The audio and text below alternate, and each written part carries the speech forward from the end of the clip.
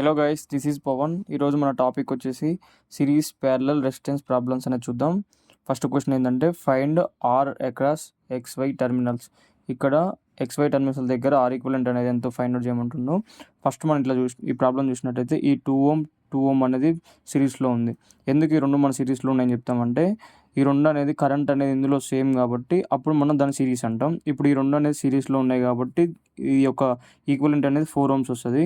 ఈ 4 ohms అనేది ఇప్పుడు మనం ఇక్కడ రీడ్రా చేసుకున్నట్టయితే 4 ohm ఇట్లా వస్తుంది. ఈ 4 ohm అనేది ప్యారలల్ ఉంది, ఎందుకంటే కరెంట్ అనేది డివైడ్ అవుతుంది కాబట్టి ఇట్లా కరెంట్ అనేది సంథింగ్ ఇట్లా ఐ అనేది తీసుకొని ఈ 4 ohm అనేది ప్యారలల్ ఉన్నాయి కాబట్టి 4 × 4 ఈ రెండు మనం ప్యారలల్ చేసి మనకి ఇక్కడ 2 ohm వస్తుంది. అప్పుడు 2 ohm అనేది ఇట్లా డ్రా చేసినప్పుడు అప్పుడు మనం ఇక్కడ 2 ohm ఈ 3 ohm అనేది కరెంట్ అనేది ఫ్లో అవుతుంది కాబట్టి అప్పుడు ఈ సర్క్యూట్ మొత్తం ఉండదు కాబట్టి ఈ 3, 2 అనేది సిరీస్లో ఉంటాయి కాబట్టి దీని యొక్క ఆర్ ఈక్వలెంట్ అనేది దీని యొక్క RXY అనేది మనకి 3 + 2 అంటే 5 కాబట్టి 5 ohms అనేది మన ఆన్సర్. ఫస్ట్ దాని యొక్క ఆన్సర్ 5 ohms. సేమ్ అలానే సెకండ్ ప్రాబ్లం చూద్దాం. ఇప్పుడు మనం second problem find equivalent resistance of the circuit. Same పై ప్రాబ్లం లెక్కనే ఇట్లా ఒక సర్క్యూట్ ఇచ్చి మనం RXY అనేది ఫైండ్ అవుట్ చేయాలి. ఇప్పుడు మనం ఇక్కడ చూసినట్టయితే ఈ 2 ohm అనేది ప్యారలల్లో ఉన్నాయి. ఈ 2 ohm అనేది ప్యారలల్ ఎందుకు ఉంటాయంటే కరెంట్ అనేది ఇందులో డివైడ్ అవుతుంది కాబట్టి రెండు ఉన్నాయి ప్యారలల్. 2 × 2 ప్యారలల్లో ఉన్నప్పుడు ఏమవుతుందంటే 2 × 2/2 + 2 అంటే 4, 4/4 అంటే 1 కాబట్టి ఇక్కడ మనకి 4 ohm వస్తుంది. 2 × 2 అంటే 1 ohm వస్తుంది. ఈ 1 ohm అనేది అప్పుడు దీన్ని మొత్తాన్ని మనం ఏం చేయొచ్చు, ఇట్లా రాసుకోవచ్చు 1 ohm అని. ఈ 1 ohm ఏమైతే అప్పుడు కరెంట్ అనేది ఇందులో ఫ్లో అవుతుంది కదా, అప్పుడు ఈ సర్క్యూట్ ఉండదు కాబట్టి 1 ohm అనేది 2 ohm అవుతుంది. ఇప్పుడు ఈ 2 ohm అనేది దీనికి ప్యారలల్ ఉంటాయి, అప్పుడు మనం దీన్ని ఇట్లా డ్రా చేయొచ్చు. ఈ 2 ohm ఇట్లా ఉంటుంది. ఈ 2 ohm అనేది దీనికి ఎట్లా ఉంది, ప్యారలల్ ఉంది. 2 × 2 ఏమొస్తుంది, నార్మల్గా ఇప్పుడు 2 అనేది ప్యారలల్ ఉన్నప్పుడు మనకు 1 వస్తుంది. 1 ఎట్లా వస్తుంది అంటే 2 × 2/2 + 2 4 2 times 2 1 times 1 ohm. 2 × 2 కాబట్టి ఇక్కడ 1 వచ్చింది. ఈ 1 అనేది మనం ఇక్కడ డ్రా చేసినట్టయితే ఇది 1 ohm. ఈ 1 ohm అనేది ఇట్లా ఈ రెండు సిరీస్లో ఉన్నాయి కాబట్టి మనకి RXY అనేది 5 + 1 6 ohms వస్తుంది. మన సెకండ్ ఆన్సర్ మన అనేది 6 ohms. సేమ్ అలానే మన థర్డ్ ప్రాబ్లం చూద్దాం. Find RAB. ఇది గేట్ క్వశ్చన్లో అడిగిన క్వశ్చన్ ఇది. ఇక్కడ మనం B ఉంది, ఇక్కడ A ఉంది. ఇక్కడ ఏం ఎలిమెంట్ లేదు కాబట్టి ఇక్కడ మనం డైరెక్ట్ దీన్ని A అని రాసుకోవచ్చు. ఇక్కడ ఈ లైన్లో మనకి ఏ ఎలిమెంట్ లేదు కాబట్టి దీన్ని డైరెక్ట్ B అని రాసుకోవచ్చు. ఇప్పుడు మనకు కావాల్సింది AB కాబట్టి ఇది A, ఇది B. A నుంచి Bకి ఇక్కడ 3 ohm ఉంది, ఇట్లా రీడ్రా చేసుకోండి. ఇది 3 ohm, ఇది అయిపోయింది. నెక్స్ట్ మళ్ళీ A to B అనేది ఎంత ఉంది, 3 ohm ఉంది. మళ్ళీ same A to B 3 ohm. ఇప్పుడు ఈ 3 ohm అనేది 3 ప్యారలల్ ఉన్నాయి కాబట్టి మనం నార్మల్గా REQ = 1/R. ప్యారలల్ ఉన్నప్పుడు ఫార్ములా ఏంటంటే 1/REQ = 1/R1. R1 అంటే 3, 1/R2 అంటే R3 అంటే 3 ఉంది కాబట్టి ఇక్కడ 1/R3. ఇప్పుడు కింద మనం LCM చూసినట్టయితే 3 అనేది మన LCM. 3 అనేది ఇక్కడ చూసినట్టయితే 3 ఉంది కాబట్టి ఇక్కడ 1 time, ఈడ 1 time, ఈడ 1 time. అప్పుడు ఏమవుతుంది 3/3 అంటే 1 వస్తుంది. అప్పుడు ఈ 1/REQ అంటే 1/REQ అన్న REQ అన్న 1 ఉన్నాయి కాబట్టి దీని ఆన్సర్ అనేది 1 ohm వస్తుంది. దీని ఆన్సర్ ఇదే సమ్ని మనం వేరే తీరు ఎట్లా చేయొచ్చు అంటే దీనికి డైరెక్ట్ ఫార్ములా ఉంటుంది అనమాట. REQ = RA × RB × RC/RA × RB + RB × RC + RC × RA.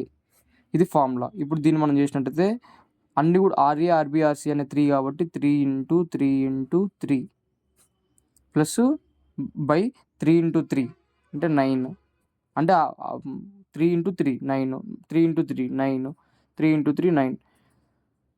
ఇప్పుడు మనం 27/3 3 9, 9 3 27 కదా, 27/27 మనకు అప్పుడు REQ ఎంత వస్తుంది, 1 ohm వస్తుంది. 27/27 అంటే 1. మనం ఇలా చేసిన ఆన్సర్ వస్తుంది, ఇలా చేసిన ఆన్సర్ వస్తుంది, ఇలా చేసిన ఆన్సర్ వస్తుంది.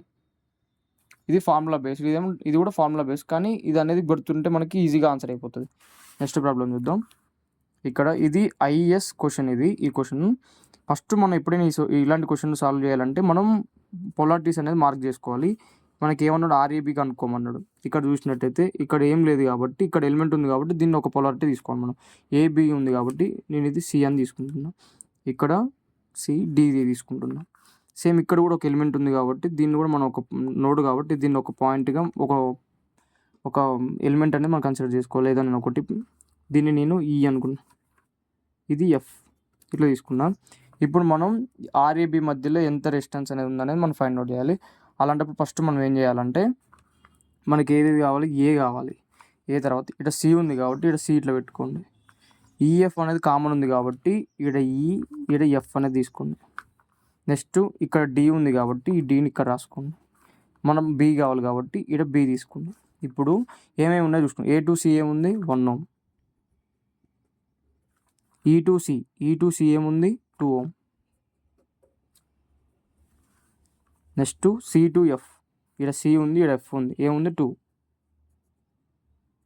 ohm. ఈ టు డి, ఇక్కడ డి ఉంది, ఇక్కడ ఈ ఉంది, ఎంత ఉంది 2 ohm. D to F 2 ohm. Next D to B ఏముంది 4 ohm, ఇది 4 ohm. ఇప్పుడు మనం చూసినట్టయితే ఈ 2 ohm ఏముంది సిరీస్లో ఉన్నాయి. ఎందుకంటే కరెంట్ అనేది సేమ్ డైరెక్షన్, కరెంట్ అనేది ఇందులో సేమ్ ఫ్లో అవుతుంది కాబట్టి ఈ రెండు అనేది సిరీస్లో ఉన్నాయి. 2 అంటే 4, ఇది 2 అంటే 4. ఇప్పుడు 4 ప్యారలల్ విత్ 4 ఏమవుతుంది, 2 అవుతుంది. ఇది మొత్తం కలిపి మనకి ఏమొస్తుంది, 2 ohm వస్తుంది. ఇప్పుడు ఇక్కడ ఏ, ఇది 1 ohm వచ్చింది. ఇక్కడ మనకి ఇదంతా చేసి ఇదంతా ఏమొచ్చింది, 2 వచ్చింది. ఇది 2, ఈడేముంది 4, ఇది బి. ఇప్పుడు మనకు కావాల్సింది ఆర్ఏబిఏగా. ఈ రెండు పాయింట్ల మధ్యలో ఎంత ఉన్నాను ఇక 1 + 2 + 4. అప్పుడు మనకు ఆర్ఏబి ఏమొస్తుంది, 1 + 2 అంటే 3 + 4 అంటే 7 ohms. దీని ఆన్సర్ అనేది 7. ఇది ఐఈఎస్ క్వశ్చన్ అడిగిన క్వశ్చన్ ఇది. నెక్స్ట్ ప్రాబ్లం చూద్దాం. ఈ ప్రాబ్లం ఏంటంటే మనం ఆర్ఎక్స్వై అనేది ఫైండ్ అవుట్ చేయాలి. ఇక్కడ ఆర్ఎక్స్వై అనేది ఎంతనో ఫైండ్ అవుట్ చేయాలి. సేమ్ దీనికి కూడా ఇప్పుడు ఇక్కడ ఎక్స్ ఉంది కాబట్టి ఇక్కడ ఏం ఎలిమెంట్ లేదు కాబట్టి డైరెక్ట్ దీన్ని ఎక్స్ అని తీసుకోవచ్చు. ఇక్కడ ఒక ఎలిమెంట్ ఉంది కాబట్టి దీన్ని మనం ఏదైనా ఒకటి తీసుకోవాలి. నేను ఏ అని తీసుకుంటున్నా. సేమ్ ఇక్కడ వై అనేది ఇక్కడ ఏం ఎలిమెంట్ లేదు కాబట్టి డైరెక్ట్ దీన్ని మనం వై అని తీసుకోవచ్చు. ఇక్కడ ఒక ఎలిమెంట్ ఉంది కాబట్టి దీన్ని నేను బి అని తీసుకుంటున్నా. సేమ్ ఇప్పుడు దీన్ని ఇక్కడ ఎక్స్, ఇక్కడ వై అని తీసుకుంటా, ఇక్కడ ఏ, ఇది బి అని నేను తీసుకుంటే ఈజీగా అయిపోతుంది. ఇప్పుడు చూడండి, ఏ టు బి అంటే ఎంత ఉంది, 1 ohm ఉంది. ఏ టు ఎక్స్ ఎంత ఉంది, 1 ohm. X to B, X నుంచి బికి ఈ రెండింటి మధ్యలో ఎంత ఉంది, 1 ohm. A to Y, A నుంచి వైకి, ఇది వైఏగా, ఈ రెండింటి మధ్యలో 1 ohm. Next Y to B, ఇక్కడ వై ఉంది, ఇక్కడ బి ఉంది, ఈ రెండింటి మధ్యలో 1 ohm. మనం రీడ్రా చేస్తే మన సర్క్యూట్ ఇలా వచ్చింది. ఇప్పుడు దీన్ని మనం వీస్టర్న్ బ్రిడ్జ్ సర్క్యూట్ లెక్క కన్సిడర్ చేస్తే AD is equal to BC అయినప్పుడు దీన్ని అనేది మనం ఎలిమినేట్ చేయొచ్చు. ఇప్పుడు 1 × 1 ఈజ్ ఈక్వల్ టు 1 × 1 1. అంటే ఇది అనేది బ్రిడ్జ్ అనేది బ్యాలెన్స్ ఉన్నప్పుడు ఈ సర్క్యూట్ అనేది ఉండదు, ఇది ఎలిమెంట్ అనేది ఉండదు. అప్పుడు ఈ రెండు అనేది సిరీస్లో ఉంటాయి. ఎక్స్ వై మధ్య ఇట్లా పెట్టుకొని ఇది 2 ohm అవుతుంది. 2 ఎందుకంటే ఈ రెండు సిరీస్లో ఉన్నాయి కాబట్టి 1 ohm ఉన్నాం. మళ్ళీ సేమ్ ఇట్ సైడ్ కూడా ఈ రెండు అనేది సిరీస్లో అవుతాయి కాబట్టి ఇది 2 ohm వస్తుంది. ఇది ఇప్పుడు ఎక్స్ 2 × 2 ప్యారలల్ ఏమవుతుంది, ఆర్ఎక్స్వై అనేది మనకి 2 ప్యారలల్ ఉన్నప్పుడు ఎప్పుడైనా సరే ఆన్సర్ అనేది సగం వస్తుంది అందులో. అంటే 1 ohm అనేది మన ఆన్సర్ ఈ సర్క్యూట్ది.